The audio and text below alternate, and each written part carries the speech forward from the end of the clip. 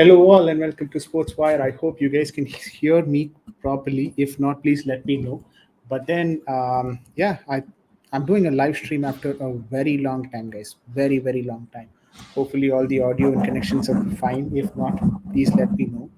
But getting into the topic, Chelsea choosing a new owner. Apparently, we don't know anything about the owner yet. We don't know who the owner is. We saw multiple bids coming in. That's been the hot topic for a lot of hours for us as Chelsea fans. Every single day, new bids are coming in. So I think that's kind of a high burn topic right now for Chelsea Football Club. Which owner is going to take over Chelsea, and if he is taking over, how will the organization structure work? How will the scouts be retained or not? How is the directors going to be retained? What will Chelsea um, be having left after the new owner takes up? Who are the new roles that will be filled up? We don't know answers to any of that, and seems everyone has a different plan for Chelsea Football Club, ranging from the reconstruction of Stamford Bridge to signing Rudiger, signing Christensen, apparently some of them changing the merchandising sponsors, and all of these have been some of the promises that has been provided by these owners. So it is definitely going to be interesting. It's a challenge. First of all, it's a challenge as to who's going to take up the mantle. Because see, taking up Newcastle United was entirely different. Taking up Chelsea Football Club is completely different. Newcastle United, you have that leverage, right? You have that leverage because they're a club who are in the 19th spot fighting for a relegation battle when the club was taken up. But in that period of time, what you had, or what the owners basically had, was the time to rebuild, the time to structure. Because if their team finishes at 14th, 15th, with the amount of money they have, it's still considered success. The reason why it would be still considered success is because from 19th to 14th, it's a good improvement, it's a good first step. But can Chelsea operate the same way? I don't think so. Roman Abramovich has left Chelsea Football Club on a high note, probably the highest of notes, because he has left Chelsea Football Club as the champions of the Europe, not just champions of Europe, but also champions of the world. Having said that, the new owners coming in obviously will be under tremendous pressure to deliver success for the club. And the measurement of success is completely different from that of a Newcastle or even Manchester United, for a matter of fact, right now, to Chelsea. Because here, as the owner comes in, the expectation immediately is to win the league, right? Win the Champions League. If you still win the Champions League, it's not going to be, you know what, the owner came in and that's why we won the Champions League, because we won that already. The only thing that is left for us to win right now is the league. So you can imagine the kind of pressure that the owners are going to be in once they come in. How many new signs are they going to be bringing in? People like Declan Rice, Shumeni, at that center defensive midfield position definitely is an added advantage, is important for um, the team. Will they focus like that, or are they going to be going for Galactico signings? We don't know. We don't know how it is going to be. Anubhav says people who are thinking more money means more trophy.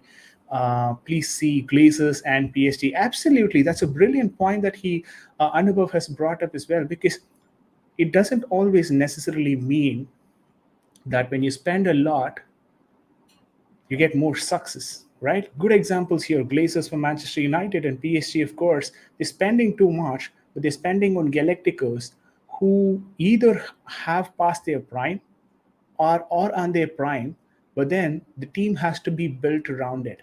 So they're just big name players who don't have proper coaches to coach them. The one thing that Chelsea has always been doing right is getting the right manager in for the job. Ranging from Jose Mourinho to Thomas Tuchel today, our managers have been the focal point of whatever development that we've been doing. If we build around the manager, that definitely is an important factor in terms of the success rate of the club. The reason why I say that is because when you get your manager in, the manager kind of has a set of people who he would like to work with, right? Ranging from the support staff, of course, it's something that comes with the manager, but not just the support staff, but also the players that he would want in his team. He would have a set of individuals that he would like to be on the team. And these individuals kind of varies from manager to manager, and that's completely all right, right? Different managers have different priority of players. It's completely all right. But then you should have the manager in Chelsea Football Club. That's the greatest advantage we have. We've got the manager in already. We've got Thomas Tuchel, who's been the successful manager amongst anybody coming into the club. 6 months winning a Champions League, not going to be easy. But then we've got a successful focal point at this point in time, which is Thomas Tuchel. Now all that we have to do is start building the team around him, which I don't think so is going to be difficult unless he has a clarity as to who he needs in the team, which I'm pretty sure he has. So all that we have to do, or all that the new managers have to do, is kind of concentrate on who they want to buy based on Thomas Tuchel's information provided. Anubhav also says, even if we see Galacticos, they also were a failure. So many stars means too much ego and a spoiled dressing room. Absolutely spot on. That was from Anubhav. He says, like, this is exactly what happened, right? The entire dressing room for Manchester United broke because Ronaldo was there. I'm not saying just Ronaldo was the only contributing factor to that. But then when you bring big characters like Pogba, Bruno Fernandes, Cristiano Ronaldo into the same dressing room, you also have to make sure you have a manager who they listen to. You cannot bring back someone like Ten Hag, even for a matter of fact, because these guys come in, they don't have the capability to control a Cristiano Ronaldo. What are the laurels that they're going to be relying on to say, you know what, Cristiano Ronaldo, you're probably not going to be doing this. You shouldn't be doing this because that's wrong, right? You should be operating under my tactics. Ronaldo's going to go, why would I even want to listen to you? What have you achieved in your managerial career? Nothing, basically, right? That's the problem with Manchester United. Um, Rebecca is here. Bex, big up to you for joining in. DJ Savage is also here, a good friend of mine. And 380 is also here. Thank you guys. Thanks for joining in. Keep your questions coming, but then we have a lot to discuss today about the owners. Apparently, we don't have a person decided yet, right? But then what are the possibilities do you think? Todd Bowley is someone that I would prefer, given his least amount of influence in terms of politics, which is really a good sign for Chelsea Football Club right now. Nick Candy apparently has a lot of, you know, oppositions inside the UK. Apparently, he is part of the Tory, party, which a lot of people seem to be hating right now. But anyone who's associated or affiliated with the government would be difficult for us, because today he might come into the club and pick up the mantle because he's got the support of the government right now. But what if in the next government, next election, the government loses? Once the government loses, then Chelsea will again have no financial backing. I mean, again, have no government support and stuff like that. So I don't really want a politician-backed billionaire to be owning the club, if I'm being very honest with it. So Nick Candy, along with Catalina Kim and Hans Financial Group, that's the South Korean financial group, predominantly asset management and investment banking firm. So they have a very good potential. They have a very good financial backing.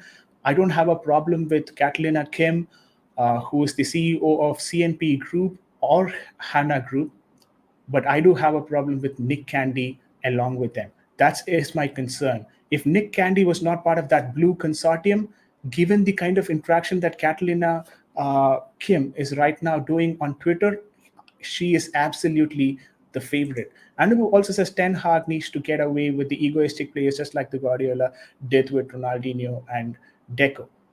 That's correct to an extent, but would Ten Hag be able to do that? That's the biggest point.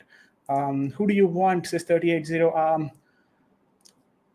I'm kind of speculating between Todd Bowley and not sure how far Saudi Media Group would be a reality. Of course, if it was a reality, I would want them.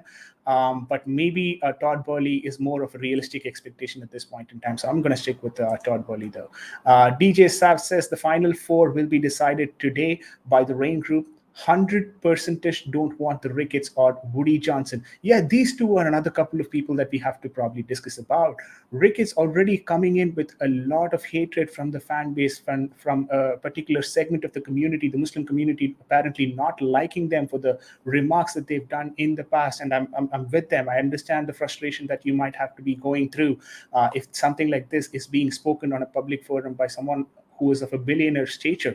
So I completely resonate with them. I respect their emotions, and I would not prefer Rikish to be, owning Chelsea Football Club, because we do have Muslim players also playing in the squad. If I'm right, Tony Rudiger, Antonio Conte, and maybe a couple of others, Hakim Ziyech from the top of my mind. But that would probably demoralize these players, which I don't want them to happen. Because if you see the team right now, they are the stars, they are the superstars for the team, and I don't want them to be disappointed with the selection of the owner. So Rickett is definitely a no for me. I don't care how many public apologies, how many public statements they make in order to just go back on what they said. You're not going back on whatever you said. You said that. Right, you said that in a public forum. Maybe it is 9 years back, 8 years back, but you still said that. Right, end of the day, that is what matters, right? Because that is the time where you spoke the truth. Now whatever you're saying is basically for you to acquire Chelsea. You're probably giving out a public statement, right? How much should we actually take in from that? I would prefer not to take anything, because it's just a publicity stunt. So definitely Ricketts a no for me. So I'm with you, DJ Sach, on that. And Woody Johnson, not having a lot of history in terms of success. Apparently, he's not run his club successfully in the US as well. But one thing that I kind of like about this particular person is that it's a single bid. It isn't a part of consortium. But would that be the only factor that we should be considering going into getting a club like Chelsea? Definitely not. But that is one positive sign that is with Woody Johnson, because Chelsea historically have been a club that likes to operate with a single owner structure, ranging from Ken Bates and to Roman Abramovich. It's always been this way in Chelsea.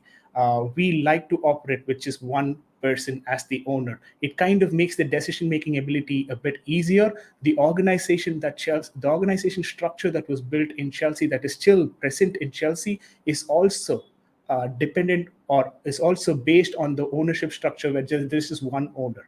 If it is going to be a consortium type, obviously a revamp in the entire org structure needs to be going through. I am not sure how much of our directors currently who are working in the company are going to lose their job, though. But yeah, Woody Johnson, I'm kind of on the border about him. 38 says, only concern with Bowley is the Spurs fan on the consortium and not sure about his plans for the stadium. Yeah, I get your point, but I wouldn't really rely too much, or I wouldn't really read too much into that, him being a Spurs fan. Apparently, he's putting in a lot of money into Chelsea Football Club, and he's going to be part of a global consortium. So would him being a Spurs fan kind of be the only deteriorating factor in the blue consortium? I'm pretty sure there are other factors that we need to be considering, but I wouldn't look too much into the Spurs fan concept, because again, if he's putting in the money, he would be wanting something in return, a revenue back in return. So I think I wouldn't give too much of priority, too much of importance into this Spurs fan concept. But then maybe I get your point. I get your worry as well, given the local rivalry, given his association or affiliation with Spurs. Maybe there could be a bit of an issue with certain decision makings at the board level. I understand your frustration. I think that's a good point as well. But I wouldn't be really that much concerned, given that the dominant member of this particular consortium, or the public figure that is being announced to us, is more of Todd Boehly. It's not I think his name is Goldstein. So it's not Goldstein who's being in the public's eye. And above says politics and sports are the worst combination. Absolutely. The last 3 months, this has been the most frustrating part for every Chelsea fan. Why would you mix both politics and sports? You do know that Roman had nothing to do directly with what is happening in Ukraine and Russia, right? Theoretically, you have a lot of points where you can say, you know what, this is what he did in the past. He had a defense contract with the tanks that is being used in Russia. Come on, yeah, using tanks for a defense contract, you can do better than that. Like, as a government, you can do better than that, because if you take any country, the billionaires usually have defense contracts deal, right? Probably that's how they become billionaires even. And considering Russia and their communism thought process, I'm not really surprised that he has ties with the government or he has business with the government, because it's a country where the leaders are the most authoritative figures, and the oligarchs are kind of the supportive people in terms of finances. It's not the other way around. It's not a capitalist economy where you say the people or the businessmen are the guys who, in essence, run the shadow government, and then there is leaders who are just the faces of the government. There is a lot of capitalist countries that run that way. I don't want to take any names, but then those are capitalist economies, and Russia is completely the other way around. If he needs to be surviving in that sort of an environment as a businessman, I think he has to have a lot of business deals with the government, which is exactly what he did. So for me, I don't want to read too much into that part of it, and that's why I'm going to agree with Anubhav. Politics and sports are the worst combination, and that should be kept separately and analyzed. Rebecca says, I personally prefer Bolly. His experience with sports enterprises has tried to buy the club before, so he's done his due diligence and has ambitions to win and remain competitive at the highest level. Yeah, apparently his work with I believe it was LA Dodgers. It's been good. When I read through it, I kind of was surprised about how much he was focused on getting the team, to become successful. I think that kind of the mindset is what we're exactly looking here back in Europe. I'm not saying that whatever he's done there would obviously automatically get translated to what is happening right now, but there is a good possibility that it could get translated here in the EU as well, right, or in the Europe as well. Guys, if you've not liked the video, please go ahead and like the video. I'm pretty confident that you guys are actually liking what you're hearing. If you want to join in and have your say, I put the link on the chat as well. Please feel free to come in and have your say. But I want to read through some of the other chats as well. DJ Saf says, I will say, do not rule out SMG either. Uh, yeah, Saudi Media Group. Um, Apparently, they wanted to operate in a silent way. That's what Nizar lastly tweeted.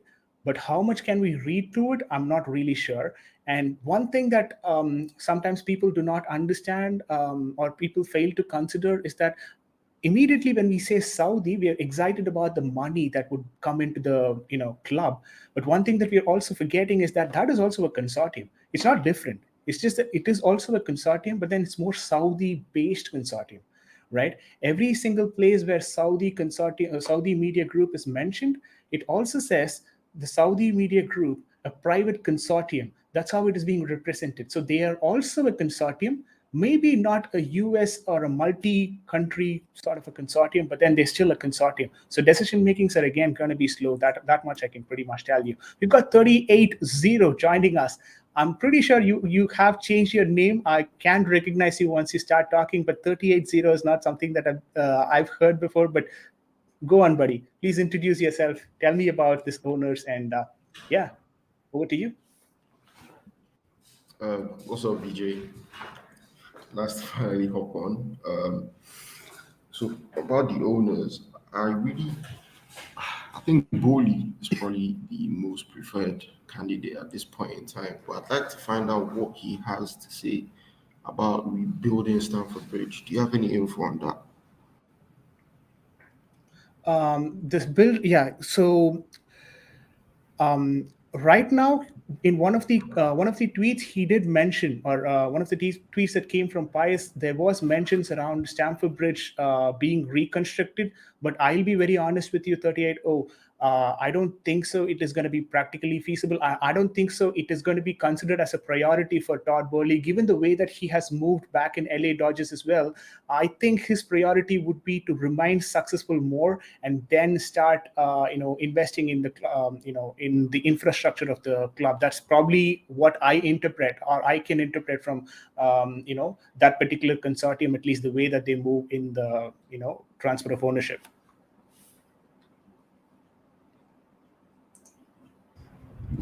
Which is fair. Which is fair to be honest, because it's not easy rebuilding Stamford Bridge. I Yep. think he was saying something about expanding, which I don't think is possible, actually. Right. There's I've a bit of always, a I've legal always, issue as well. The pitch owners association needs to be in touch, in contact as well. There are some legal implications to it, so I'm not sure how easily it is going to be. That's a concern. So maybe his priority would be to get a win for himself, establish himself as a proper owner, and then probably start building on that. Before getting to you on the next thing, maybe you can take this up from Rebecca. She says, surely you aren't convinced by Catalina's PR moves. She tried to use fan base as a PR machine to create her own hashtag, yes to Korea, apparently, after seeing how influential the Ricketts tag one was. That was a negative one, and this was a positive one. Do you think what Catalina is doing is the right way to go about it, or do you think it's just completely PR bullshit? And we shouldn't be reading too much into it. I mean, I like it a bit because she's being transparent. I mean, at least she's coming out to talk to the fans, but I think creating a hashtag is a bit too much. Creating a hashtag is definitely a bit too much. She needs to cool down, but I like the fact that she's answering questions on the whole process and maybe what the idea she has for the club. So I don't mind it too much, but creating a hashtag and things like that, I think that's a bit too much. Trying to run our own campaign, I don't know about that. But to be fair, I think she's behind the candy, isn't she? Yeah. Yeah, so So that's a bit basically, too their much. consortium Mm. consists of her, who is the CEO of the CNP group, which is more of a player and agent marketing group. And then she's got another investor in directly from South Korea, Hana Financial Group. They're more into asset management and financial investment bankings. And then she's got one more person, which is Nick Candy, of course, who is kind of the face back in the UK. So that's their consortium. We've got DJ Savage as well in the studio right now. Big up. Buddy, Good. you've been Yeah. pumping in a lot of information for us through Twitter. I've been following you very closely for some of those informations as well, especially from reports coming from the other part of the Europe, not Yeah. English reports. So, what do you have to say about this owner situation? Any news for us? No, the only news I've got is a big up. So first of all, good morning to you guys. Thanks for having me on your show, VJ. First of all, and big up to everyone in the comments.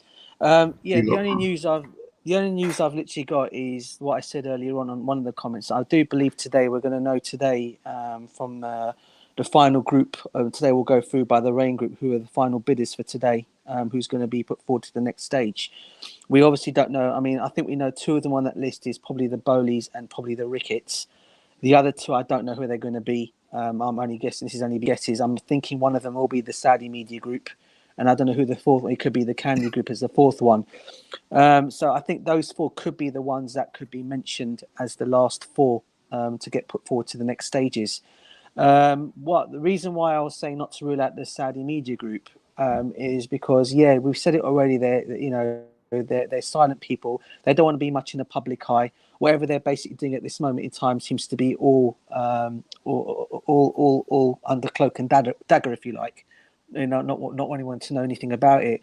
And I think that's one of the reasons why usually they always say the ones that always are the ones coming out loud and talking so much don't seem to always be the ones that get the football club. I always believe it's the ones that are the silent people out there. This is why I said don't rule them out for that reason. I'm not saying it's going to be them because I know there's still some people vying on Twitter. As much as people are saying they don't want the Ricketts, they don't want the other consortiums. Some of them are also saying they don't want the Saudi Media Group either.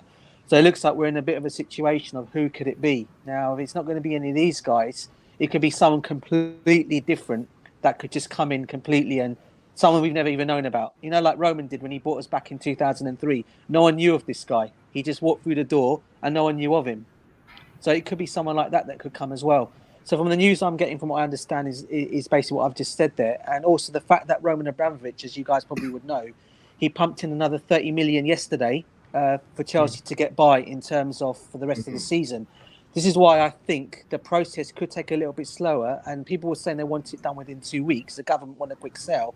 I personally think now that 30 million is in there, it could help us get through till the end of the season. but it gives the football club and the Rain Group now to decide who the next people could be, and that even if it means we get it done by the end of April, even better, because the club's already in a better place at this moment in time because sanctions have also been removed on season ticket on people that want to buy tickets. So there's a lot of things starting to happen that are looking positive for Chelsea at this moment in time. Hopefully it will continue that way. But this is why I said we shouldn't go for a quick sell. And I know people are saying the Ricketts have come in, they've got the money down, give it to them. There's reasons why I don't want them to have it, and it's nothing to do with the money situation because we've got to remember here they are backed by by a billionaire as well. I forgot the guy's name. I forgot his name. Maybe you might be able to tell me, VJ, who the guy is. And apparently he's worth more than Roman Abramovich. So it's not about the money for the when it comes. Yeah, he's you mean the this Saudi guy that's media group, backing. right? No. The guy that's backing the Ricketts. There's another guy who's backing the Ricketts, Ricketts. and he's worth a bit more money than apparently they're saying he's worth more. People are saying he's worth more than Roman. And again, it's not coming down to money. The reason why I don't want these guys at our football club anywhere near our football club is because of moral reasons. And I think we've seen a lot of tweets going back and forth over the last couple of days of why these guys shouldn't be our owners. Now, from a sport perspective point of view, people shouldn't mix sports and politics. But unfortunately, politics is coming into this, and we've seen what these guys are all about. And a lot of people from America, in terms of the baseball team that they own, even their fans are saying keep away from them.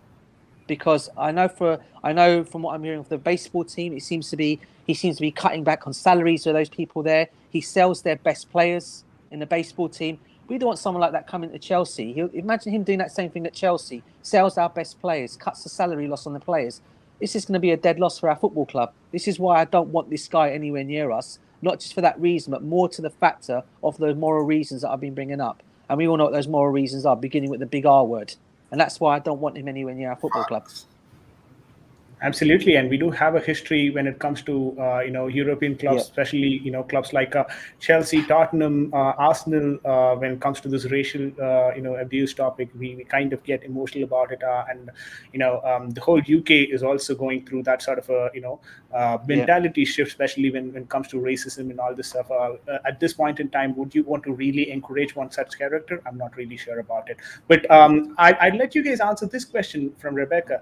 Why are the bidders so vocal and confident of their plans for the stadium when Roman wasn't even able to redevelop it in 19 years? My one word answer, or probably a couple of words answer, would be just PR stunt, because that's probably what they have to say to the fans to just make them make them more excited and considerable for the situation. But over to you guys. What do you have to say about it? Pretty much the same, or do you really think they have that in their plans? I think one of the factors we got to take into consideration here, VJ, is I think when this whole thing started with Roman selling the football club, I think one of the factors he did say someone has to come in and develop Stamford Bridge. That was one of his main things he put out there for someone to come in. And I do believe that's what's been instructed to the Rain Group that are taking care of this sale process. Yeah, that he's put factors down of what he wants done, who the owners have got to be, all right, what he wants them to do. And one of the things he doesn't want is someone to come in there, okay, take the money out of the football, take money out of the club, which he never done. He wants someone to continue what he's done, but take us to a higher pedestal, if you like. And and that for me in itself tells you what Roman Abramovich is all about. Whatever people want to say about the guy, he's the best thing that's ever happened to Chelsea. And we're never going to get an owner like him again. But what I like about what he's gone and done, what's happened to him is been down to issues from the past of what's happened, and they've sanctioned. We all know that, right? But what I will say is, we all know he loves the football club. He not only did he buy the fan, he bought the club. He became a fan. Yeah, you can see it the way he used to celebrate when we used to win things, right, with the plays and everything, right? Now he's passing that. What he's doing now is something he doesn't really want to do, and that is still what you want to call his baby, if you like, his football club. To when people were saying it was just a plaything for him, I don't think it was a plaything for him. I think he got to actually enjoy loving Chelsea. Now he wants to put it with someone in the capable hands who is going to actually take this club forward more than where we are already. And I think the factor is the reason why he's put those factors to the Rain Group, whoever buys us, because he wants someone who's going to make sure they got the money. They're not just in there for the short term, and then the long term the club is going to suffer. The fans are going to suffer. He doesn't want that. And I think one of the factors is we all know if we get a bigger stadium, okay, we all know, yeah, that, or we can develop. My hope we can redevelop Stamford Bridge. If we can do that, we get the ticket allocations come. We're already self-sustained, but we'll continue to be self-sustained, and we won't have to depend on owners to give us the money. We can just go and use whatever money we get to go and buy the players that we want. It might not be like the Roman days, but we're doing it in a better, if you like, we're doing it in a way that probably everyone wants us to do it. Okay, but we're being fair, if you like. So I, for one, think it's good. This is one of the reasons why I said about the Saudi media group. The guy's a Chelsea fan. Okay, I think people have got to realise this. The guy's a Chelsea fan. He does follow them. He's a season ticket holder as well. He's laid a blueprint down of what he wants to do at the football club. One of them is to develop Stamford Bridge. The other is to plough money into the academy, and also put a thing in for the ladies' football as well. He wants them to be globally around like they are already, but he wants to make them bigger. I think the other factor is he wants to concentrate on the first team. And I do believe one of the other factors is, it wouldn't surprise me, one of the other factors is to try and tie down Thomas Tuchel to a higher contract as well, which for me plays huge parts, because I think this guy who's managing us at the moment, Tuchel, is the guy at this moment in time who's doing everything at the moment while going through this phase at the moment. He's the one that's keeping everybody together. And I think we need to make sure him and Haynes, the ladies team, get high contracts and they stay on at Chelsea beyond. Don't know what your thoughts are on it. Absolutely. Like I touched upon this in the start as well. The one focal point for Chelsea Football Club right now, if you want to name one person, I would go with Thomas Tuchel. Without him at the helm, at the press conference, it just would go haywire. I'm just imagining what if Jose Mourinho was in this sort of a situation? How would he have handled it? But it's becoming difficult for me even to think about it. Me too. But yeah, it is what it is, right? One more thing. This recently came out from Price, probably 1 minute before. It says Empowerment IP, a rights monetization firm headed by the sports financier Stephen Duval, submitted a revised bid of 3.1 billion. Apparently, so once Rain has just shortlisted a few of them, I think they've asked them to again submit a higher bid if possible, because they've seen the valuation. Maybe one has a clear upper hand and they want others to match that value. So that's what is going on. And Empowerment has close links to Conor McGregor. This is a boxer, right? And I'm not sure, a boxer comedian? Nah, Should I put it that way? Nah, he won't. UFC No, I hope fighter. not. Yeah, hopefully he doesn't. But that's one of the information that we just had from Pice right now. And I had some other tweets as well that I wanted to kind of bring about. Also, I got want to hear something from absolute Chelsea here. Yeah, go on. Regarding the stadium. So Rain Group are seeking binding commitments from bidders about the future spending on Chelsea and its stadium before deciding on the short list. Green Group has sought assurances in the last 24 hours about prospective buyers' funding of Stamford Bridge beyond the price they are prepared to pay to acquire Chelsea. So basically, they are seeking commitments from each buyer, so it's not just empty promises, which is good. Yep. Yeah, that really is a good thing. And I also think for once, if you have to compete at the topmost level consistently, like how Chelsea has been doing for the last 15, 16 years, you also have to have a bigger stadium. A 45,000er compared to a 65,000 back United and City or Liverpool. It's not that we cannot fill that stadium with 65,000 people, unlike Man City, who are apparently having trouble doing that. We do have fans who can actually fill that, but we don't have availability of the stadium right now because of multiple concerns. So I think bringing that sort of an additional revenue in is very critical for the success of a club in terms of the financial standpoint as well. One thing that I'd also like to add up to it is just when people ask me what is going to be like 20,000 seats, additional 20,000 seats, how much of that would be realistically a revenue comparison, in the whole consideration of a club. It's not about just 20,000. It's about billboards, which sells advertisement due to the expanded, new areas. It's about additional, events that can happen there. It's about using it for a multi-purpose complex. There is a lot more to it that can be done if you have a bigger stadium and can be utilized for bigger purposes and can be used to generate revenue from that. I think we shouldn't just look at the match day revenue when it comes to improving the stadium, which in itself would take a 2 billion or at least 1.5 to 2 billion in terms of investment. I think we would still be able to recuperate that value, in a span of 3-4 years itself, if we are still at the top of the league and all of that, and competing at all these competitions. Yeah. No, I think that's very important in terms of that. It's funny you just mentioned the advertising and things. I mean, the guys, that our sponsors, 3, and then we've got the other people that have decided they want to stay away from us for the time being while Roman Abramovich has been sanctioned. It'll be interesting to see what our new owners, if they come in, if we continue with these same people, 3, and is it Hyundai or Hyundai on the show? Went on their show. Yeah, I'll be surprised if we continue with these people, to be honest, because we just one of the most important factors for our football club is the money that comes in from marketing and all that stuff. Yeah, and these guys to obviously go away when they did in our time of issues and problems.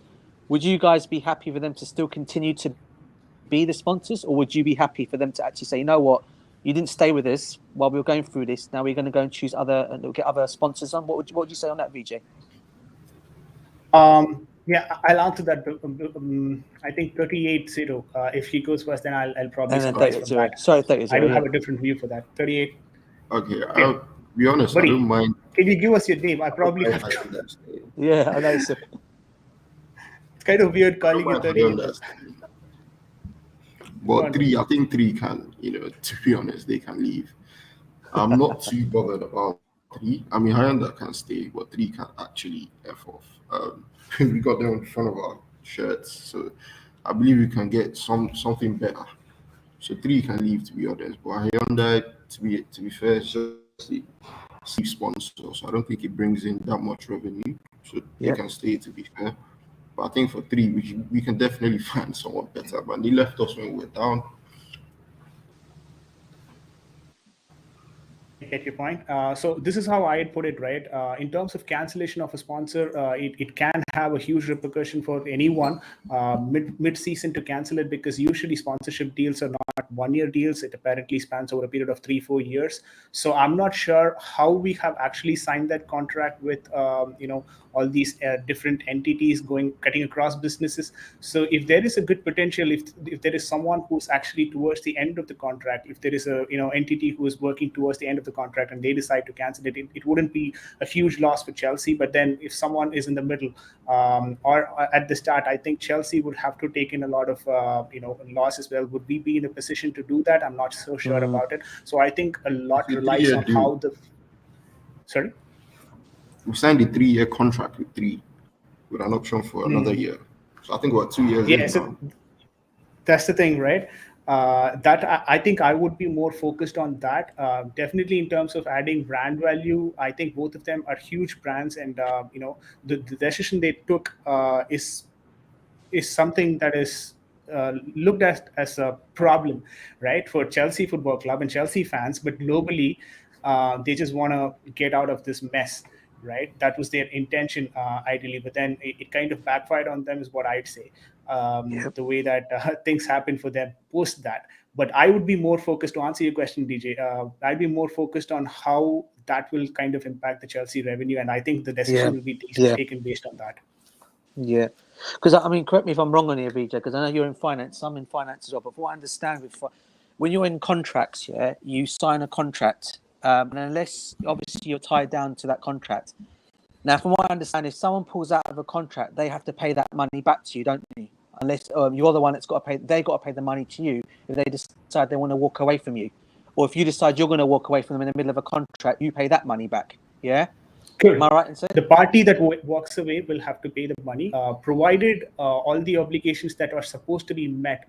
There are certain binding agreements would also be part of that contract. I'm not sure Chelsea, given the context of Roman Abramovich in this situation, did we actually breach any of those binding contracts, and that could be just used as a leverage against us. That's a valid point. That's a good point. Yeah, So because they will obviously because of this obviously whole have thing, yeah. certain things where, yeah, they'll obviously have certain things in the contract where this particular entity is not supposed to have any, criminal cases or any, Yeah, that's war right. criminal cases on them, definitely on the contract. And if that is something that is coming against them, I don't think so Chelsea will have a lot to, fight with. Fair point of view. Fair point of view. Anyway, okay. Rebecca says, why do rivals have an issue with Roman wiping off our debt? How does that necessarily give us a competitive advantage? False. Good question, Rebecca. You know the answer for that Very question. good question. Yeah. It's just pure ego. Pure Yeah. ego. I don't even know how they can say that in a public forum and still, be considered. I mean, the pundits are actually considering that to be a real topic and are actually talking about that. That in itself is surprising me because, come on, yeah, like how? Just because it is Chelsea, you cannot just talk random shit. Not just that as well. Not just that. I mean, look, let's be honest. Whatever Roman Abramovich has been sanctioned on, the guy's not run out of money. Yeah, the guy does still have money. Yeah, they're not taking everything away from him, right?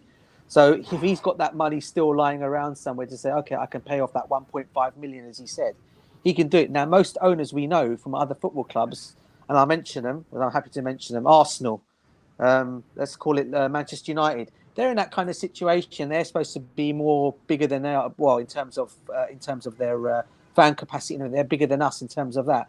They're you won't get their owners doing that. Their owners will just let it be. This is the whole idea why people are so jealous of us over the years, because we had an owner who didn't want to take money out of the football club. He was just putting money in, and it annoyed every single rival fan out there. And this is why to this day, whenever you get rivals coming at you, I just completely laugh at them, because at the end of the day, I call them crooked owners, not so much Roman, because why would you want to take money out of something that you're supposed to be owning? Yeah. All right, when Roman, it's supposed to be your whatever, and they're taking money out of it. We know United were doing that. Arsenal, I think, were doing that as well. Whatever they were making, they were taking money out, whereas Roman wasn't doing that. So, but that's why I they're do jealous. have a kind of an alternative argument to this. Yeah. I'm not saying Roman did the wrong thing, but then this is how I Yeah. put it, right? It does make a lot of sense to expect revenue from the entity that you own, be it a subsidiary or be it a parent company. If you're able to generate profit and you use that to actually balance your book across the companies that you're owning, it does make sense for you to do that, given that all the industries do not play at a profit at any given point in time. Obviously, there will be few industries at the top of the season, and then there will be a few which are taking a hit. So obviously, you might have to do that kind of allocation across. So I kind of understand what the Arsenals and the Manchester Uniteds are trying to do. And I still think Roman did not do that. And I think the reason why he did not do that is probably because he didn't have to rely on doing it, right? But these owners had to actually rely on doing it. So I don't think so. These owners are doing something wrong, but I'm thinking more of Roman being a special case here. Do you get my point? Yeah, I get your point. Yeah. So I wouldn't really call it. I think the Glazers had to take out loans to even purchase Man United in the first place. Yeah, they did. Hence why they took out a lot of money that. from the club. Yeah, they did. I mean, to buy Man United when sorry, Vijay, go on. Now, I was just about to say that most of these owners who own football clubs relied on customer service companies. And this customer service companies, when I say it could range from hotels, tourisms, and a lot of these kind of industries, which took a huge hit during the COVID pandemic situation. And apparently, to balance the books of those kind of entities that they were owning, they had to actually take money out of the football club, because that was one game that was happening throughout, anyways. Yeah. But correct me if I'm wrong here, though, Vijay. I think in the last 6 years, Roman Abramovich has only pumped in 20 million, hasn't he? In the last 6 years? 19.9. In 19.9, total. that was a one-time investment, correct? Yeah, so when people say that he's been pumping money in every season, I don't think people know the figures. Obviously, they wouldn't know the figures because you don't expect them to know the finance side of it all. But he's not been pumping money into it as much as people think. So when people go on to say, you bought your titles, you did this and that. In the very, very beginning, when Roman first bought us, he pumped his money in, and then but by then I don't think there was much rules with FFP and all that came into consideration. Now, since FFP have come in and they've strengthened their strengthened certain things, he's only put a certain amount of money into the football club, and I think people don't realise that. And how we've been self-sustained all this time, and we've been buying players the last couple of seasons have been actually from player sales. I do believe the only time he put his hand back in his pocket again, I do believe was for the Romelu Lukaku signing. But other than that, I don't think he did it for Kai Havertz. He didn't do it for Timo Werner. These are all sales that were done from the Hazard selling and from other players that we sold before that. So again, when people say that he's giving us money all the time, he's not. He's within the last 6 seasons. Yeah, really. Rebecca's saying 20 million. I mean, he's just pumped in, and that's it. Exactly. So just one quick correction there, right? I mean, the 19.9 was done in the previous season, not for Lukaku even. For Lukaku, we did not have to put a lot. We kind of moved some money from our operational budget to actually fund it, where we kind of ended up with just a 6 million overdraft from what we, spent through what we generated through the selling of the players. That is close to 20 million. So I would really classify Roman's era into two segments, where initially his motive was to just break that monotonicity.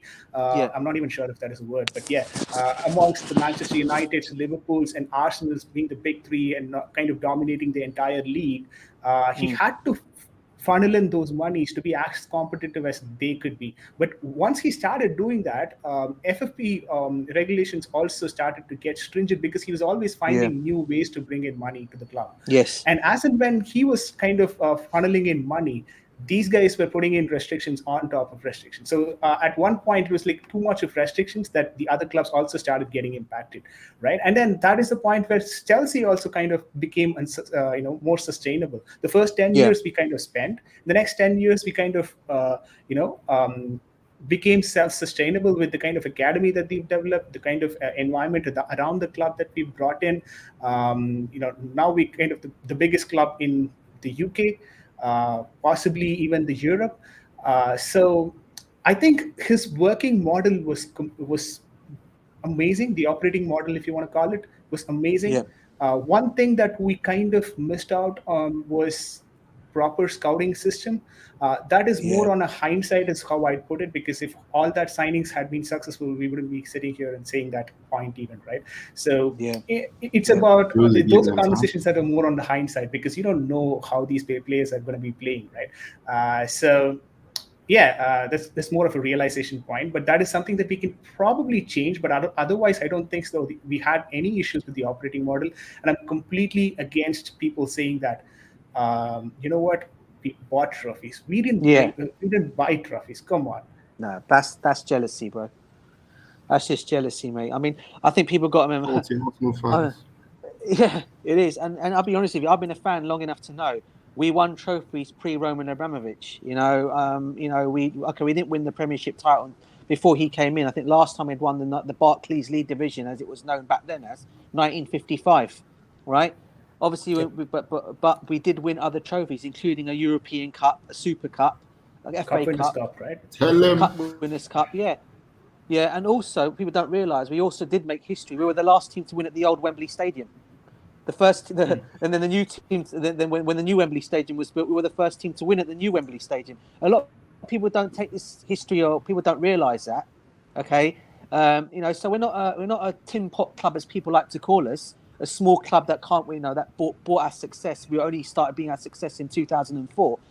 Anyone knows history of Chelsea football? I mean, I've been a fan long enough to know that we won trophies pre-Roman, because I remember going to the one of the games that we went to, the FA Cup, when Roberto Di Matteo scored that wicked goal against Middlesbrough. You remember it after 16 seconds? Yeah. I mean, people don't realise any of the history, man. These are all fans that just don't know, out there. Unless you're Papa Chelsea, like all of us are here, you know your history. But unfortunately, you've got some fans that don't know it. And this is why I keep repeating in Twitter Spaces, or when I come to YouTube as well, right?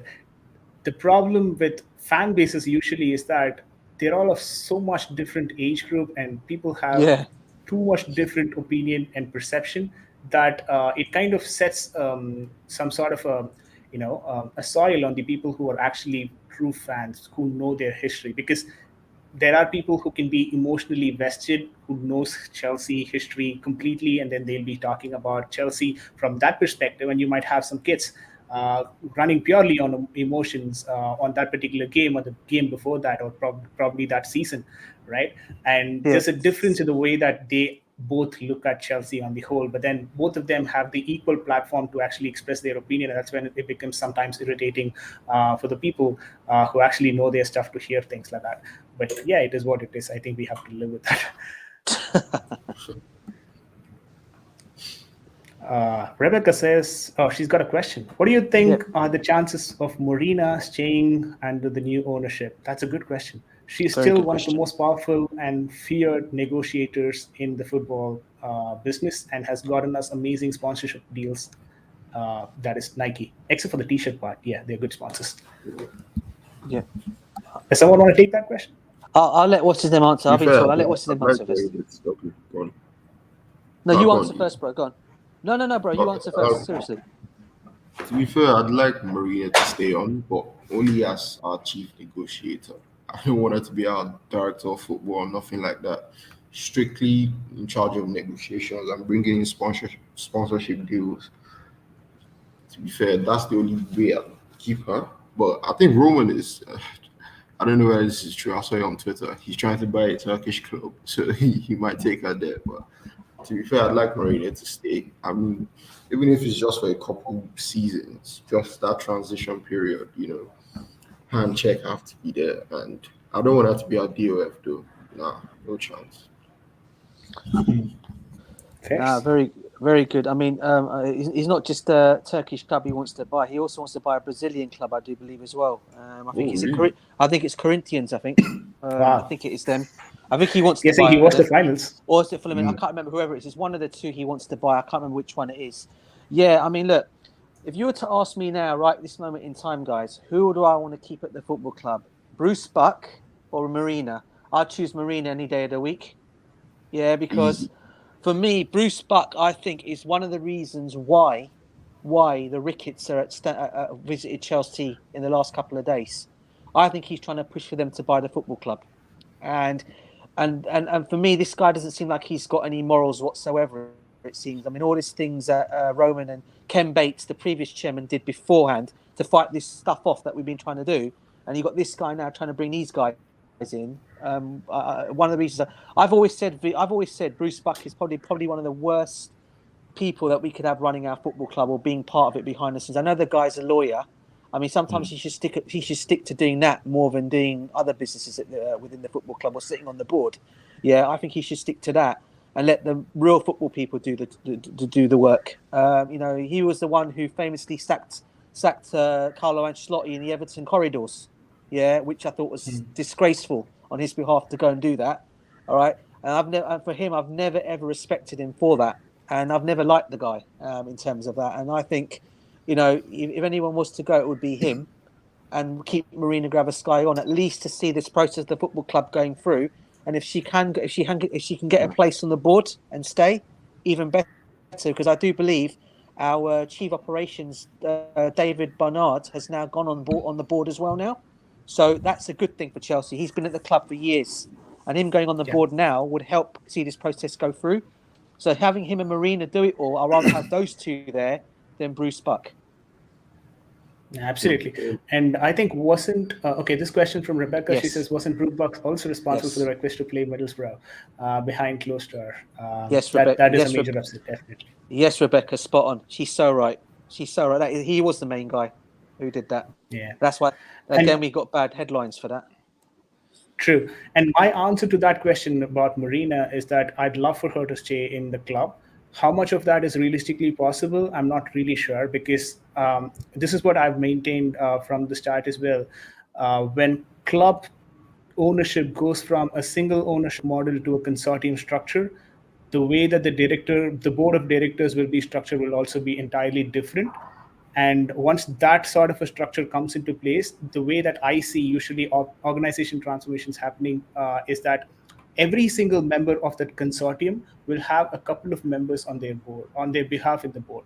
So if the board is 6 members, two from, let's say, the Nick Candy guy gets the club, right? So Nick Candy will have two. Uh, Catalina Kim will have 2 members, and Hana Financial Group will have another two. In essence, if there are 6 members on the board, two of them would be, part of one member, on the consortium. So that's usually how it is. It would be structured so that they get equal say and vote on things that happens, in the club.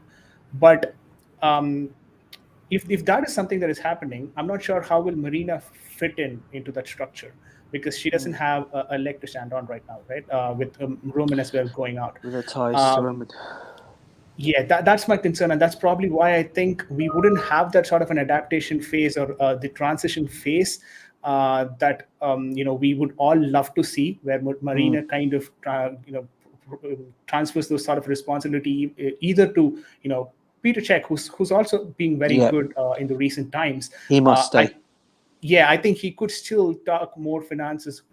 He could probably be better in finances if given a bit of a training and things like that. The negotiations as well. I think he's got that talent. He's got the way to do it. We've seen that in the kind of Super League protest where he was the one who came in, faced the fans, who actually heard the fans, and took that forward to the board and then ensured that things happen in a smoother way. That in itself is an example for negotiations for me. So I think he's got that potential to do it. And if he's been provided that sort of an opportunity, I'm pretty sure he's going to do a great job at that. The kind of pull that Peter Cech has in the market as well is quite good.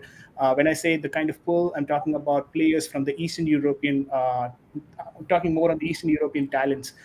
You could see the West Ham players right now are more Eastern European focused because the ownership is Eastern European owners. Yeah. They've just brought in the club, right? So Souček,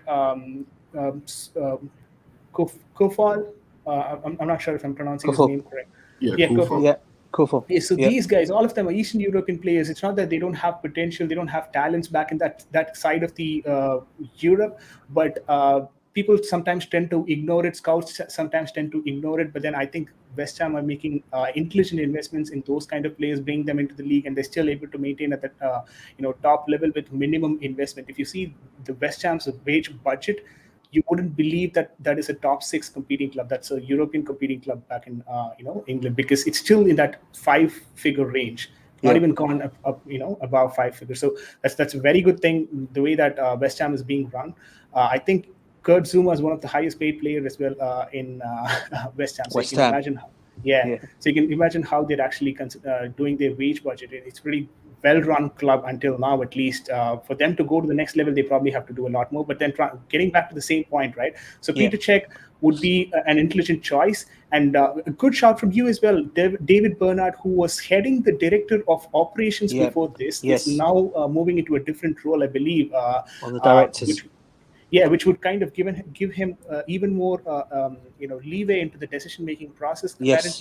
Apparently, when people talk about negotiations and player contracts, sometimes we fail to acknowledge the work that is being put in by David Bernard. The reason why I say that is when Marina signs the contract with the players, her job there is basically done. From then on, ensuring the contract is being properly maintained and having conversations with the player's agent and renegotiating extensions and everything is the work of David Bernard.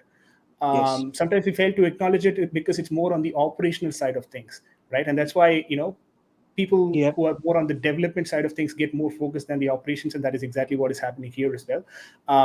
But David Bernard, a very good shout. I would love to have him on the board as well. Bruce Buck, to be honest with you, I don't have much information on that person, but I would also, I know he's a chairman and he is a lawyer, but I'm not sure about what he exactly contributed in terms of the work, right? That's where I'm struggling to understand what exactly he does on a day-to-day basis and how his work has transpired into the success of Chelsea Football Club. That's why I'm kind of refraining myself from talking about him. But another important figure in terms of the board would be Eugene Tenenbaum. Yes. former KPMG consultant. Yeah. We still get our audits done by KPMG. That's a good relationship that we maintain, Chelsea and KPMG, and they were the ones who actually evaluated our club in terms of the financial values and all of that before we even sold the club, right? Or we're in the process of selling right now. I think his presence would be very important in terms of dealing with the financial side of Chelsea Football Club, and the financial operations, if I could put it that way. So I'm not sure where he's going to go. So there are a lot of mm, questions that are hanging around in terms of the board. And I think whenever a new owner comes in, the first step for them would be to put in new members to stamp their authority. Otherwise, it's still going to be the same board that will be running. So, in essence, the owners will not get the respect that they would probably think they deserve. Right? If the same board is in the picture and Todd Boehly, for instance, is owning the club, would you say Todd Boehly brought in all the success, or would you say, you know what, it's Marina and team who were there in the previous section as well, who are there now also. That's why we have the same amount of success. It's got nothing to do with Todd Boehly, right? So for that, at least these guys will bring in new people to stamp their authority on the club. I think for me, the reason why I talked about Petr Cech and Marina, VJ, is because they have close links to Thomas Tuchel. And for me, he, as I said to you earlier on, and I think you've said it as well, I think we've all agree on this stream here, that he's the most vocal, most important part that we need to keep at this football club. Because the last thing you need is, if you get new people coming in, and you put a new board, it's okay, we get some new board members in, but if some of them want to go into a different direction, that direction may not include Thomas Tuchel, and that would be the biggest mistake we make. Personally, that is why I think it's vitally important that Marina and Petr Cech stay, because of that reason. Because they have really close links. The three of them work together pretty well. I think you've heard on numerous occasions how well Thomas Tuchel talks of both of them, and I think we need to take that into consideration, because let's be honest now, guys. While things are the way they are at the moment, and as much as Thomas Tuchel has committed himself to Chelsea, he's contracted to us till 2024. There's Real Madrid lurking in the background. Already I've been talks of him. Real Madrid want him. I've heard Manchester United may look at him still. We lose this guy, I don't know who's going to come in and take over from where we're at. We're literally going to lose good players as well over it all. And the only reason why I'm also saying why these guys should stay is because I think they play vital parts, okay, in knitting things all together.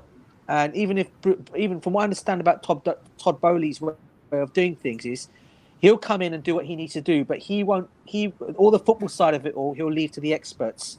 So all he'll be doing is he'll be on the board. Obviously, he'll be owning the club, but he'll leave everything to the experts to do. I.e., in this situation, Petr Cech, David Barnard, Marina Graviskaya, she's still got a place there. He'll leave them to carry on doing what they're doing. All he'll want is a take on it or what's going on, as long as he knows, kept in the loop of what's going on. So if Todd Boehly does come in, I can see him keeping the existing board members that are already there. Where you get, like, for example, I don't want to mention their names again, the Ricketts. I've got a feeling they're going to come and completely change the whole thing if they come there. It wouldn't even surprise me they're bringing a different manager as well. This is why I said it's vitally important for the football club going forward that we have the right buyers and the right owners in place, and you try to keep your old guard of owners that are your old staff there to carry this club forward. Because if we don't do that, it could be a good thing, but it could also be a bad thing as well. Agreed. Definitely, that's 100% in alignment with what we're thinking as well. But one more question, DJ. On the same lines, would you prefer having the same scouting system or the scouting team, or would you want to change that? Because definitely gone. Scott McLaughlin, and was it Scott, whatever his name is, Turnbull. and Ross Turnbull. Oh my God! I mean, look. I remember back in the days, when we had a great scouting team, right? We used to go and scout not just in Europe, but we scouted in Asia, we scouted in Africa, we scouted in Brazil. We used to get all the top talents that used to come over. I've not seen. When was the last time you saw a talented Brazilian player come to Chelsea? When was the last time you saw a talented African player coming to Chelsea? Or anything like. I've not seen that at Chelsea for a long time. And let's be honest. You go back to those days of what? Okay, I'll put names out there from the old Chelsea. Didier Drogba, Solomon Kalou. Okay, two there of those two. Then you've got Alex, who came in, Brazilian. Okay, another one. Then you've got who's the other Ramirez. ones? I mean, I've named three of them. Michael Essien, another one. Yeah. Yeah. Okay, then you can Hell, go back to Kalou. I said Kalou. Then you can also go back to one of what's you his name? recover, bro. The guy we bought from the one who came in on a free transfer from Barcelona. He was a top striker. What's his name? I can't believe it. Samuel Eto'o, another one who came to Chelsea. Yeah, Samuel Eto'o. These are all players that have come over. Another one. I've not seen any Portuguese players come to Chelsea in a long time, right? We've just seen True. other players coming in, which I'm not saying they're bad. Was it Morales? Morales kind of played, right? For us? Raul Morales. Raul Morales. Yeah. Morales. Yeah, he was another one that came in. But I've not seen it at Chelsea for a long time. And I'm all happy that our kids from the academy are from the areas that they are in England to come and play for the football club that they love, because obviously they grew up as Chelsea fans. I'm glad to see that, but I also like to see a mixture of others coming in there as well, because it just makes the academy better, and we know our scouting is better as well. These two though, I love to always say, when Thiago Silva ever retires, if he ever needs a job, put him on a scouting team. I'm sure he'll attract a lot of players coming to that football club. I don't know what you guys think of that. If he ever retires. Absolutely, I think imagine having John Terry and Thiago Silva in the club at different roles, and imagine the difference that we'd have from them. That's going to be amazing. Yeah. The new owners want that. Yeah. That's the thing. Yeah, we kind of have to find roles for these guys who are retiring. I don't want to lose them completely. Like, first thing we start with Thiago Silva, but then at some point, if at all Kante decides to get an extension with us, then we probably have to find a role for him as well, at least in terms of midfields and coaching for the midfield, increasing stamina. I mean, because work rate, I don't know if some other player could actually contribute that sort of a work rate. I know it doesn't come naturally. It's something that comes naturally for players, the work rate and the stamina side of things. But I think he can pretty much train any players who are playing along with him to improve that. Rebecca says, our current scouting system just scouts from FIFA. So true. Big up to Rebecca's comments. True. Bex, you've been hilarious today. Question, they should just swap Thiago Silva and look at his contract. What do you think of his tenure, Michael Emenalo? Yeah, that for me was that was a silly thing to do. I mean, that guy, I don't understand why we let this guy go. If you think about the place he brought to that football club, right, and how successful we were with him, he was doing such an excellent job there, and I really don't understand. I was so gutted about that when he went, because I thought he was like another. We talk about strong links. Yeah, this guy had strong links to whoever the management were, and he'd go and get the plays those managers would recommend and say, and he'd actually go and look at them, scout, and then bring them to Chelsea. Nowadays, you don't see that. I mean, come off it, right? Tell me about scouting here. We talk about scouting here. How can you scout Saul Niguez for 2 years? In the last 2 years, we scouted Saul Niguez for the last 2 years. I mean, you're trying to tell me no one knew about Saul Niguez? I think everyone on this panel knew who Saul Niguez was. How are you scouting a guy in the last 2 years? Tell me. And then you bring him to the football club. Not that I'm saying it's a bad move. Go on. With 198K as their wages. Yeah. They probably watched the goal against Bayern. He scored 5 years ago. Yeah. And that money, you know what? That wage could have gone to that wage you guys have just talked about could have gone to Rudiger and updated his contract and extended his contract. Exactly. Yeah. It still can. If you ask me, like, he's going to be out of contract anyways. Saul Niguez, you could just ramp up the money for Rudiger. I'm not sure what's the held up or what was the held up. Now we have a different reason why this is held up. But then we should have been ideally doing that for the next year, because it's anyways going to be active next year only, right? So what was the problem basically? That Saul Niguez was anyways going. Well, basically, from what I understand, Vijay, I think you probably would have known this. Rudiger was already in talks with the club and they apparently they did actually agree a deal for £200,000 a week on a contract. The parties did meet together and agree on it. But then when Roman obviously got sanctioned, that kind of went on hold again. It stopped. Contracts all stopped again. That's the reason why this contract was not signed up. From what I've been told and what I heard, I've been told that as well. So he was actually going to sign a contract. The deal was all going to be done and dusted with, but the deal was held up because Roman was sanctioned, and they had to. That was it. They stopped all talks. Now you're seeing links of Rudiger going to Real Madrid, Manchester United, PSG, Juventus, of all of a sudden coming to the reckoning for him, right? But what I liked about Rudiger and what he said in the last couple of days is he's saying his future is not going to be decided until the end of the season because he wants to see what the new owners have to say. Because if the new owners come in and say we're going to give you a new contract, for example, I was telling you about the SMG group, the Saudi media group. One of their takes was, apart from the three things that I mentioned, I forgot to mention the other two, was they wanted to get Rudiger and Azpilicueta's contract signed up. Yep. Okay. Yep. So, for me, in that in itself tells you, all right, that, he wants to stay. He loves London. He loves working. He loves Chelsea. He loves working under Thomas Tuchel. We need to keep this guy at the football club.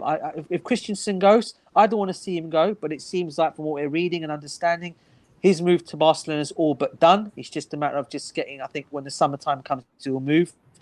Aspie, I would want him to stay. I want him to stay because, as I said, as much as people have been saying he's getting old for that position, the guy reminds me of another John Terry. He's kind of like the glue that keeps everybody together in the team there, if you like. He's like the, what do you call it there? He talks. He's the leader there, right? And it's good to keep that kind of person around the football club who's experienced, an experienced head.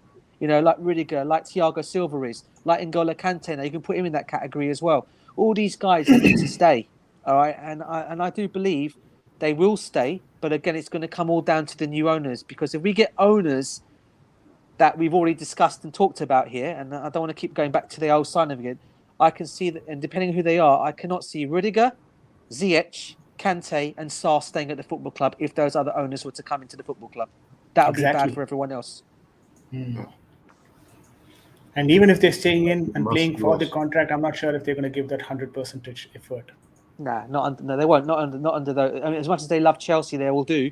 They'll probably go out there and give it all. But under those ownerships, if that's to be who we think it's going to be, which I hope it's not, forget it, mate. They're not going to even want to know them. Yeah, and every single time whenever a problem like this comes in, this is going to be taken up, and these players will be questioned, like randomly, like how we had Ozil situation, dealt with. These players are going to be under tremendous scrutiny and all that. So why all that? Just make sure that you get an owner without any political history or any issues. Exactly. Right? Because apparently the whole idea for you to sack Roman was the same, right? You say his ties with political, parties and Putin in this case was the reason why you sanctioned him. You're probably going to be doing the same thing again, but then with a different country now. Yeah. And the other thing to take into consideration as well is the what was I going to say? It just came to me. It's just gone now. It'll come back to me. I'll remember it. I'll let you guys talk. I'm sure it'll come back to me. Happens to me as well a lot of times. So one more thing that I wanted to clarify for all the viewers as well is sometimes we make certain assumptions with respect to the the value of the owners who are coming in. I've heard people talking about capital assets, part of being the being part of the Todd Bowley consortium, where they kind of own 60 billion in assets. So I am of this opinion that we shouldn't be actually giving too much of importance into the asset that they kind of own, because that's not liquid and that is not spendable, and that is across countries, and it need not be even in one part of the country that you can actually liquidate it and use for your club. So you could still say theoretically 1.3 trillion is what Saudi Media Group are worth, but how much are they realistically having in the bid, and how much are they going to be investing, and how is the flow of the money going to be? When I say flow of the money, what is the parent company for that particular consortium, and how is the money going to be transferred from that parent company, usually from an investment group or something of that sort? So I think we probably have to look at those details rather than to just blindly go ahead and then try and figure out what their total asset value is, because that only gives you a figure that you might not necessarily that might not be necessarily relevant to what we are talking about when it comes to the owner's potential of spending. Just wanted to put that out there. No, from what I understand about the Saudi media group here, from what I read about them, there was something about them saying, I think their company generally, or what they get in terms of business, I do believe, or their worth, is it 750 million? I read somewhere 750 million. I'm not sure if that's how much the guy is worth, or that's what their takings are, whatever it might be. I don't know. So in terms of the money, that it gets to that question. That test they have to go through, the second phase, the test they have to go through, where the money's coming from, who are is it connected to any of the government? Are you connected to any of that test the Premiership do on them? The test where all the directors have to then sign the documents to say, yeah, they'll be happy for these guys to come on board, whoever they might be. So again, in terms of that, okay, I do believe that, from what I understand about these guys, is he's not worth that much. This is what I think people have got to take into consideration. He's not worth that much. I do believe his net value, I do believe, is, I think it's 1 billion or 2 billion, one of the two. Okay, and the rest of the money he's going to get, I do believe is going to be, from what I've heard, it could be from an uncle or someone or or his dad, one of the two, that will pay him the remaining money for to do whatever he needs to do. Now, whether his dad or his uncle have got ties to the government of theirs, Guys, I gotta jump. Talk to you guys sorry? later. Big up VJ. Big up DJ. Big up to you. Big up, guy. Big up, mate. Thanks for joining, everybody. Have a good day. Bye-bye. Bye. Yeah, I'm not sure if he's tied to the government in that way. From what I understand, people are saying they're still tied to the Saudi government. How much of that is true, I don't know. But yeah, I mean, I don't think the guy's worth that you'd amount of money. still be able to find a link here or there, right? Yeah. That's usually what happens with billionaires. People fail to understand that one point of it. Like, Yeah. be it any billionaire from any of the countries, if they're billionaires, they probably have contracts with the government, maybe defense contract, railway contract, anything of those sort of contracts, because otherwise it would be difficult for them to have everything, privatized, assets. If there are public assets as well, or public deals, at least they would have done with the public companies, right? Public sector companies, at least. So it kind of again is more like the Roman situation. He actually supplied tanks when Russia was not on war. So he, in essence, doesn't even know what is going to be, the use of those tanks, and he had no clue as to if it was going to be used in Ukraine. So I understand right now you could still point at him, say, you know what, you should at least pull your investments right now. But that's where I say it's communism. It's communist country. It's not capitalist economy. You don't run the show there. There are leaders who run the show, and you probably have to go with the flow. Otherwise, it's just difficult for them individually. But yeah, coming to this point, Pius, he talks about two new bidders that were revealed by Sky News apparently very recently. I think it was tweeted out on 5-4. Okay, just 15 minutes before. Steven Pagliuca, I might be wrong pronouncing his name. Apologies if any Italians are listening to it. Owner of Atlanta in the Syria, and joint owners of Boston Celtics submitted a bid. Interesting. The second one we've already spoken about, right? So there's Empowerment IP. I think this is what is speculated to be in coordination with Conor McGregor. Oh boy. But I don't want that guy. This guy, yeah. But this guy, Steven Pagliuca. Pagliuca. I'm going to call him Steven. Until he becomes the owner, I'm not going to pronounce his second name. But yes, Steven, who's the owner of It's Pagliuca. Pagliuca. Okay. Pagliuca. Yeah. Okay, Steven Pagliuca, who's the owner of Atlanta in the Syria. So this is again could be potentially a conflict of interest, because the UEFA integrity rules that is being put across for all the countries, all the clubs that are participating in UEFA competitions, prevents an owner to have two clubs who are participating in the same competition. So if at all Atlanta and Chelsea participate in the Champions League together, there will be a conflict of interest.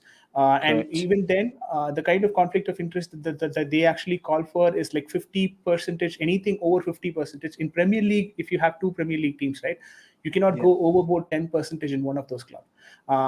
You basically cannot have decision-making authority in both the clubs.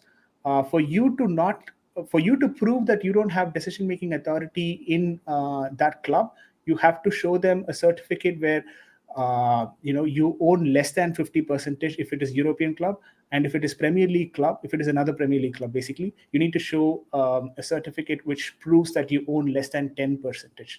um, but that's the integrity rules. I'm not sure how that is going to be applicable for this person, because I don't know what is his percentage share in Yeah. the Syria club Atlanta, and how much of Atlanta is owned by Boston Celtics.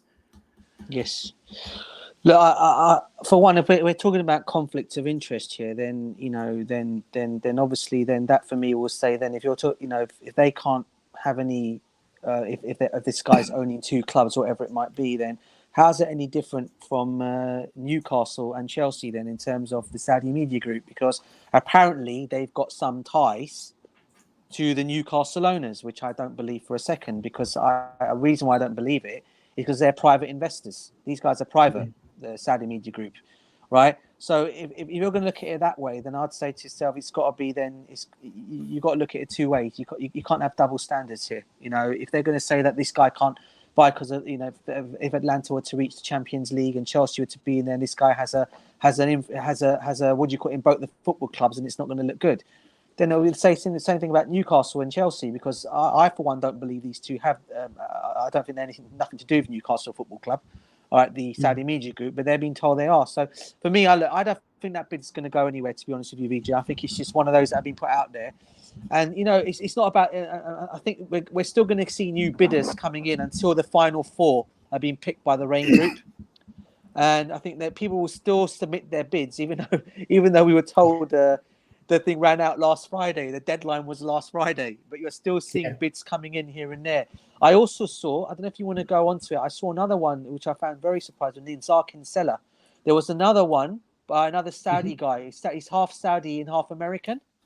One of his ties is he likes horse riding.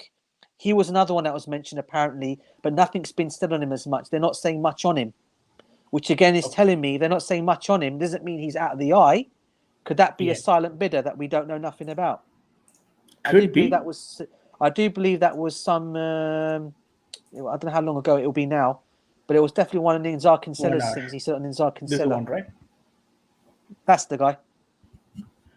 Amar Zidane, a US-born Saudi with links to Jordan's royal family, made a bid on Chelsea to Rain Group. I think we can still read that particular article. Yeah. Okay, this is what we have on him. So I'm just going to read through it, guys. The venture capitalist and horse racing mogul is understood to be leading a bid to buy the Blues from Roman Abramovich. Zidane, a Los Angeles-born Saudi investor, is the latest individual to have an offer to buy Chelsea. Goal can reveal. So apparently someone has revealed to Goal and they're revealing it to us now. The 47-year-old is the chairman of Zidane Group, a company involved in the energy and petrochemical sectors in Saudi Arabia. So this is again like Ineos Group of Jimmy Ratcliffe, I believe. Yeah, along with an interest in horse racing through Zidane Racing Stables. Like other bidders, he is thought to have looked for extra finances after the deadline passed, and is considered to have an outstanding chance of winning. Outside chance of winning.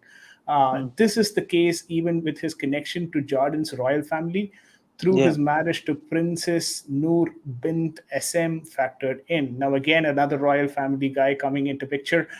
Politics could be high in the air, because you don't know when UK is going to have problems with Jordan. If that is going to happen, then what's the fate of the club? How and when will the new owners be decided? According to Goal, they say Chelsea's board will ultimately decide who the new owners will be, but they are being advised by Rain Group, a New York investment bank, who were initially appointed by the sanctioned owner, Roman Abramovich. Rain Group is behind on their attempts to reduce the potential future owners due to small shortlist of preferred bidders. However, they are attempting to run a process that can usually take several months in under a week, with further checks to be made in the next phase of every aspect of any consortium. The Blues had hoped to get a new owner in the end of March, but that seems almost impossible now, with the process set to drag on. It comes amid fears that the ownership situations is proving a distraction to Chelsea's sports team, as well as concerns over cash flow. That's what I think Roman adjusted with this 30 Yeah. million euros, right?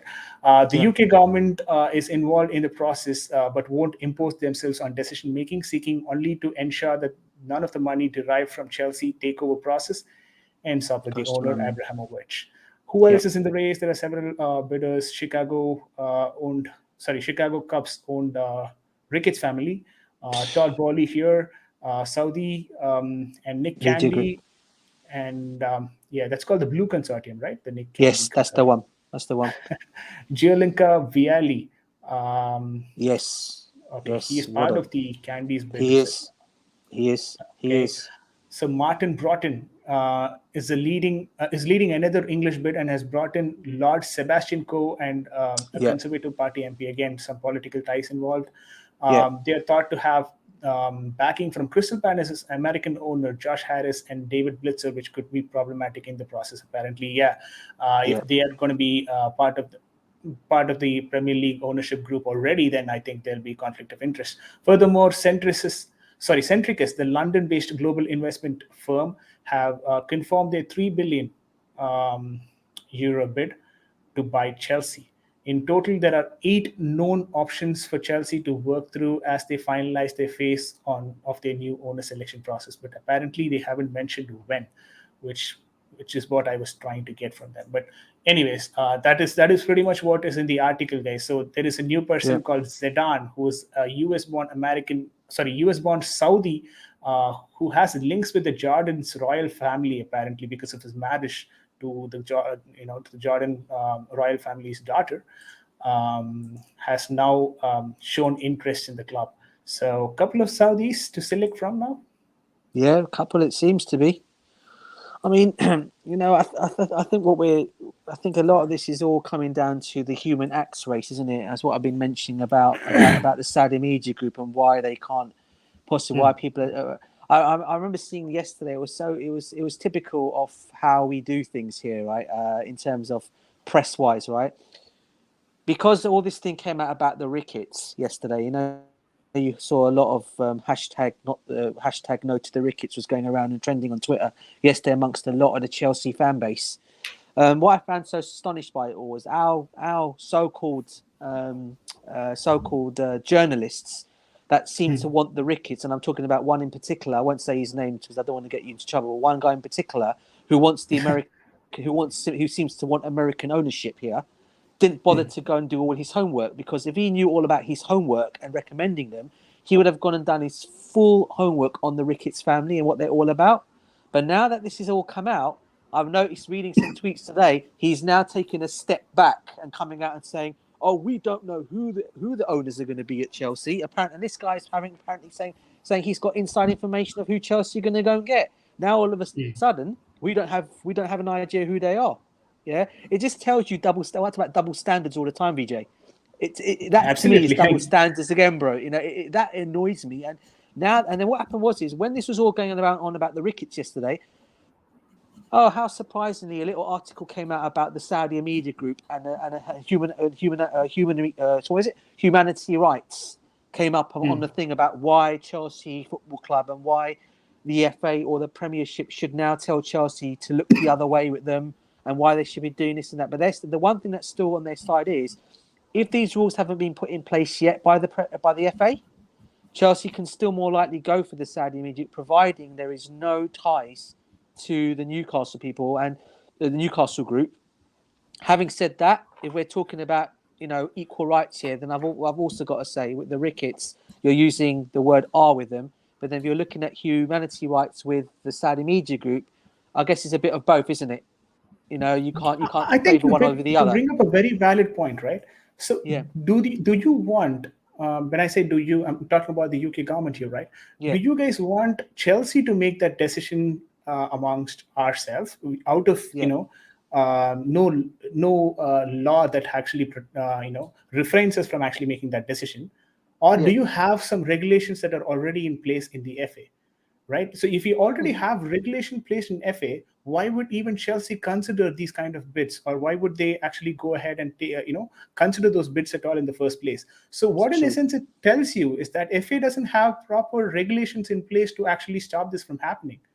And then it is basically the UK government who actually asked the clubs to cancel these bids, or reject these bids based on humanitarian grounds, or Yeah, I don't think so this is how it should be done, because if yeah, you basically want that to be happening at every club, then I think you should bring that as a rule in FA. Or if you want that to be happening only for Chelsea, then I think what you're doing makes yeah, absolute sense. So yes. what option are you actually considering? I'd probably go for the second one, because it seemed to be more angry at Chelsea, or more unsatisfied about Chelsea, the way that things are being run here. But when Mm. it comes to the FA with the other clubs, maybe they are a bit worried that could have a repercussion in terms of the foreign investments that they could have. Mm. So you mean so what I'm saying is you wouldn't go for the R's, yeah, the Ricketts, from what Hmm. I'm getting on this. Yeah, you're saying as me, I wouldn't go for them either. Look, I'm not going to say what is being done in the Saudi media, in Saudi Arabia, what they're doing to their people. I'm totally against that as well. You know, we're talking about beheading and all that kind of stuff. I'm fully against that as well. All right, believe me, I am. Racism, though, for me is something that I growing up. I mean, I put it this way, BJ. Right, I've been a Chelsea fan, as you know. I've been a Chelsea fan since the '80s, right? Okay, Hmm. I lived through bits of racism because I remember when my dad first took me and my brother to Stamford Bridge. Okay, Hmm. and I could hear the fans being what they were back in the day there, and it wasn't a nice thing to hear. All right, Hmm. and I said, as both me and my brother used to look on and think, oh my God, our team that we're supporting, what's going on here? But we were not blaming the football club; we were blaming the fans that were with them on this all. And Hmm. what Ken Bates did was, then when he came to the football club, is he did everything he did to fire it out. He cleared it all out, kicked it all out, got rid of so much of it, and then Roman Abramovich carried on his good work by doing more to cut it out. And I also remember our first ever player to play for us, Paul Cannavale. I don't know if you ever heard of him. He's a legend of the football club. He pointed this out a couple of days ago on his tweet page as well, saying he does not want these guys anywhere associated with Chelsea Football Club and Chelsea in general. He hopes that, but he said that, but That's a strong he's statement. going to trust. Yeah, but he trusts in his club and the Chelsea Trust Fund and the Chelsea trustees. They will not take these people on board. Hmm. So for me, in that kind of way, the R word is probably more associated, I'd probably say, around these sides of the world, these ways, than anywhere else. And when you're bringing a bunch of guys that it's known to, and they're if you like, their head of the table, their head of the family, is very much that person. And also, you shouldn't be, you shouldn't suffer the sins of the father. I believe in all that kind of stuff, because I'm what do you call it myself, in terms of being religious and being Christian and Catholic myself. I understand all that kind of stuff. Yeah, you Hmm. shouldn't be. But however, unfortunately, it's going to be associated with them, and they have done things anyway, even without their dad, where they have done certain things that have people have read about them, of why they don't want them at Chelsea. And and the reason why I'm going more for the SM, why I go, if not the Saudi media group, why I'm choosing others over them, is because Hmm. I don't want my football club to be raised down and dropped down into that situation where we already hated by Yeah. rival fans because of our success, but we're going to even Hmm. be more hated because we're going to be known as the R club. We've gone and taken on such people at the football club, and then that'll be it. There'll be more hatred coming our way. And look, I'm not saying this is to every one of them, because I believe me, I know every single person is not R. Yeah, they're not all of them are. But unfortunately, Hmm. this particular group I'm talking about only, and maybe the Johnsons to some degree, okay, Hmm. are associated with the R word, and that's the only reason why I'm bringing the politics side to it all.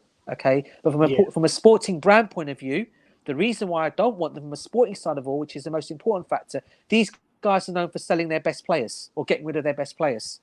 They're known to cutting down wages on people and things like that. So that's Yeah. one of the reasons why I don't want them at Chelsea, because they'll do the same thing at us. But Hmm. again, going back to what we were talking about in terms of ownership, the reason why I hope, we Roman by Roman Abramovich pumping this extra 30 million into the football club, okay, means Chelsea have got a bit more time now, which will keep them Hmm. going till the end of the season, to decide who their owner can be, and whoever that's going to be, because we're still saying Estelle could go through at the end of and probably looking at the end of April, right? If it's a Yeah. long process for it to happen. If the club can tie down till then, we can choose the right owners, and this is why we don't need a quick fix anymore. We don't need people like the Ricketts to come in and say, "Oh, we can put a deal in place now; it can be done within 2 weeks." We don't want that.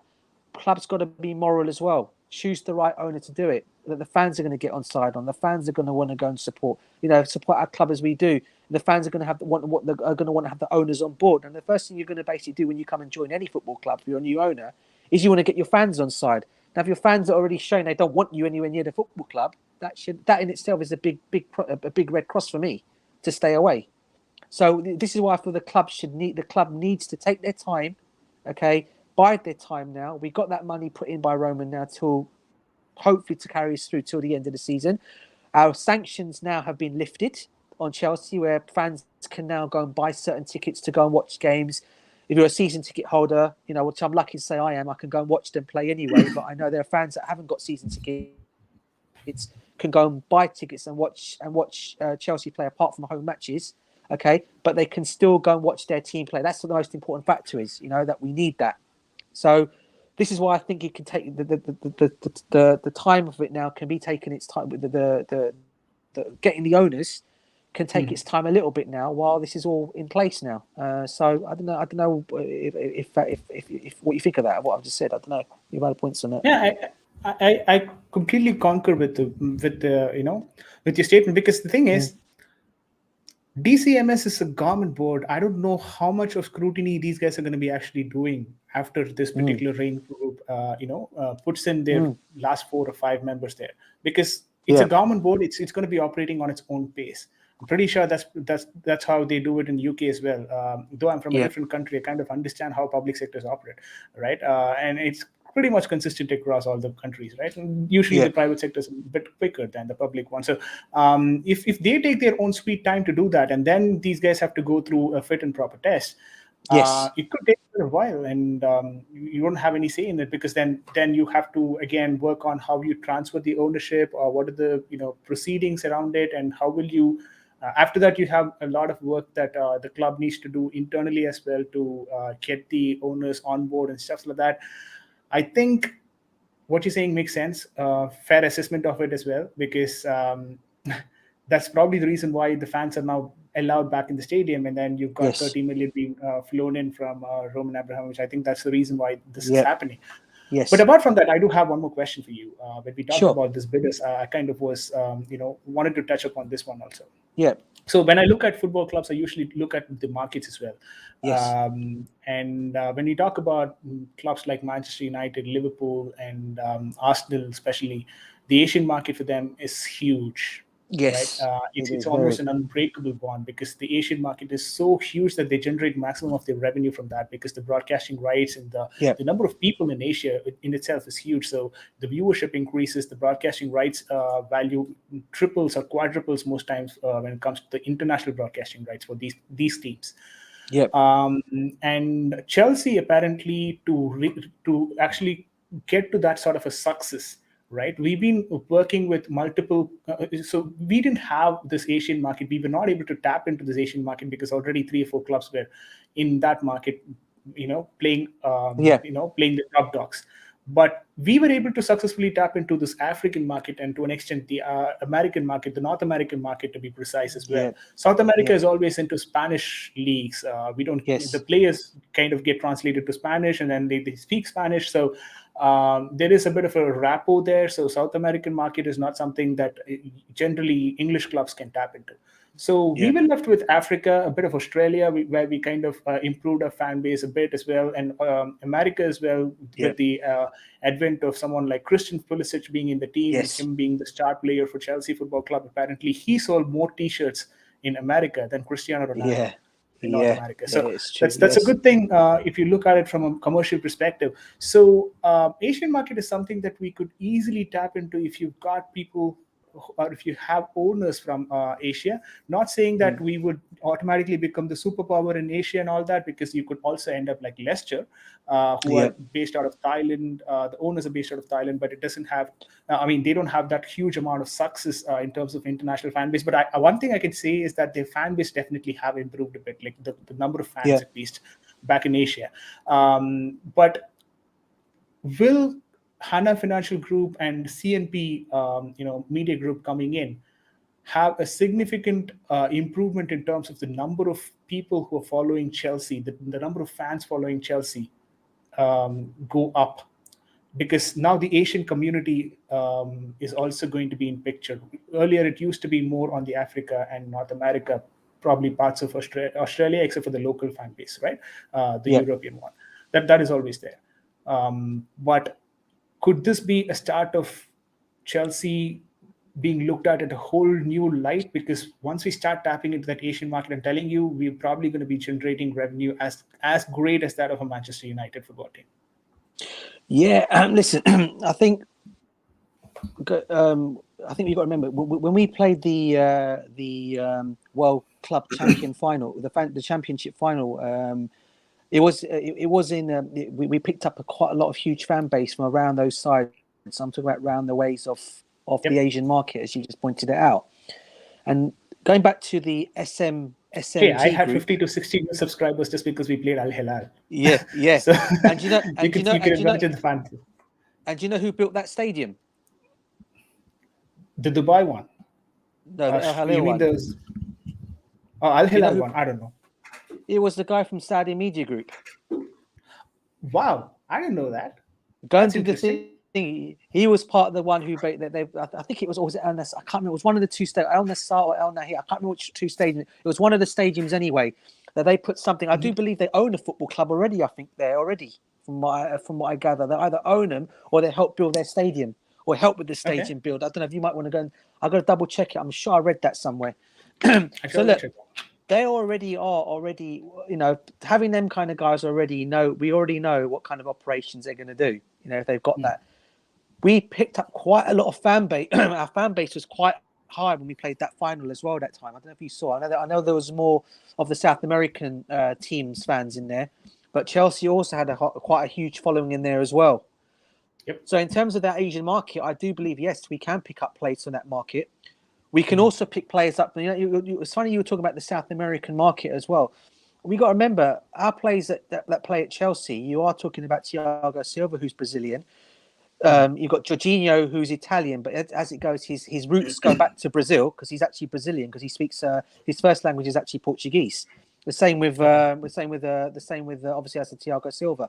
So we have got players in the team that are from them. So you've got Kennedy as well, who's in there as well.